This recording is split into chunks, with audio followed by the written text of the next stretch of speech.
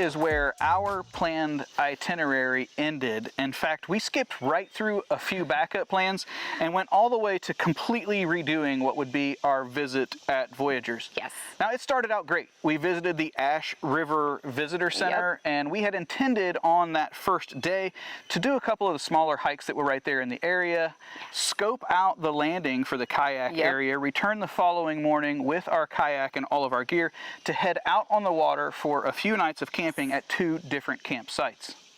What changed our plans actually came down to 2 major factors. First, the mosquitoes. That footage you just saw there from the canoe and kayak launch had us swarmed with mosquitoes when we were standing down there. We could not simply imagine trying to pump up the kayak, get it loaded, carry it all the way down there, and get away from land, because we knew it would be better once we were out on the water, but we simply could not imagine being at camp either.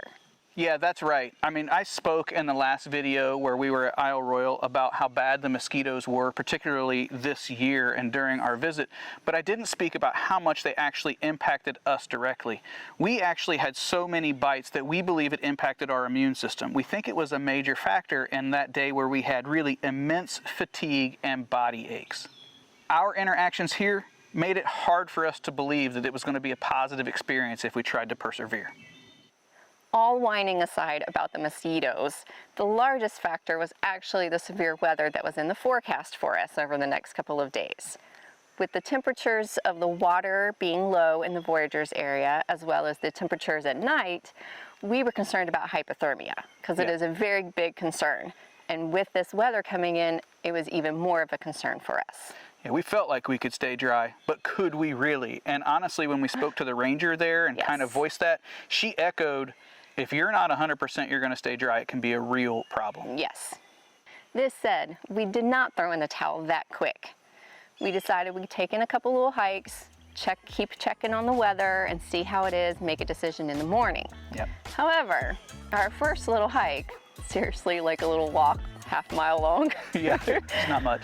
We were getting bitten so bad by mosquitoes that we got to the point where you thought something was on you and you were doing a heebie-jeebie dance because you were panicked. It was just swats and rubbing the entire time. It was in no way enjoyable. No.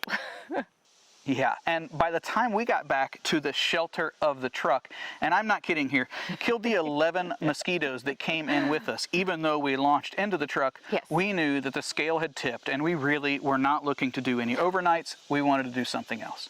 Now, our first thoughts were to go out on a day paddle and just try to get back before that weather made its way in.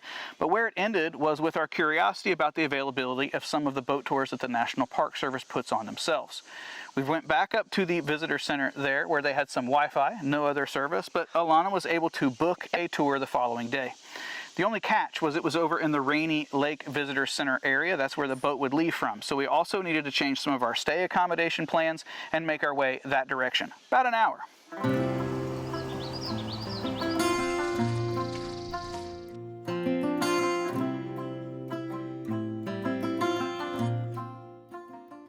We selected the AM Grand Tour. While this meant getting up early, it also meant we would be off the water before the expected weather made its way into the area.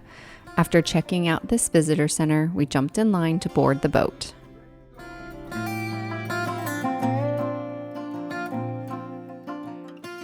Our boat tour stayed in the Rainy Lake area of the park, but wasn't all on water.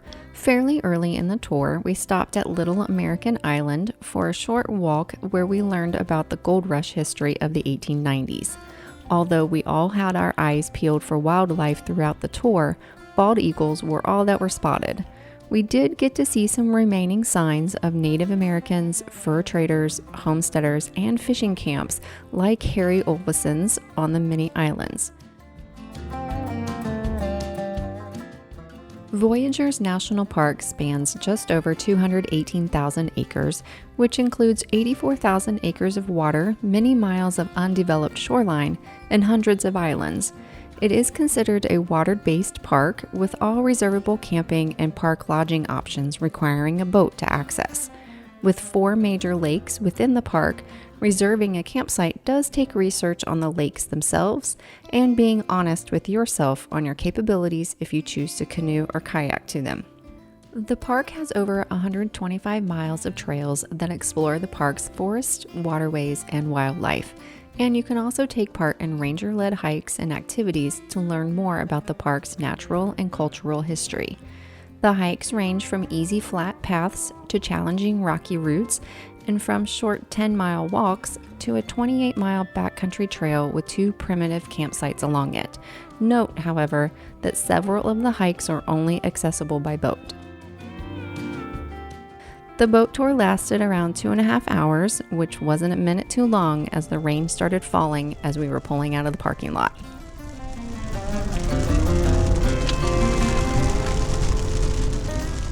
There you go, Voyageurs National Park. Now, we know this was not an immersive visit with the hiking or paddling or some other activities that we really try to include, but it was our visit.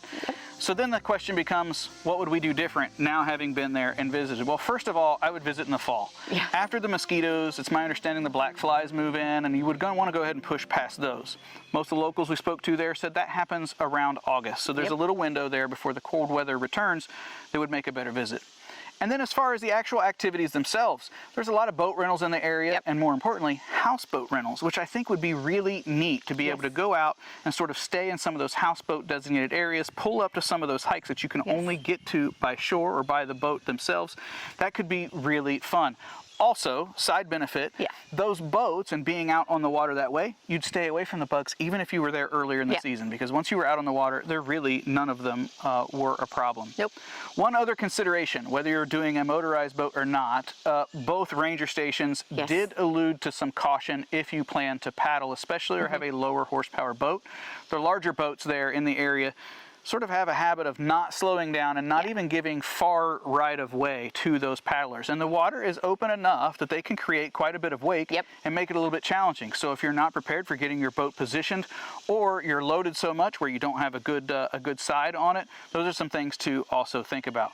All in all, I did enjoy Voyageurs, or the idea of Voyageurs, more than the idea of Isle Royale, frankly, in the area. And it's just because the density of the woods, once you're there, that open, free feeling was more available because of the water. That's it.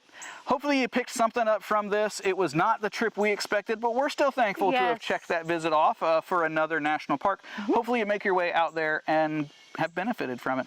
Thanks. We'll see you soon. Bye. Bye.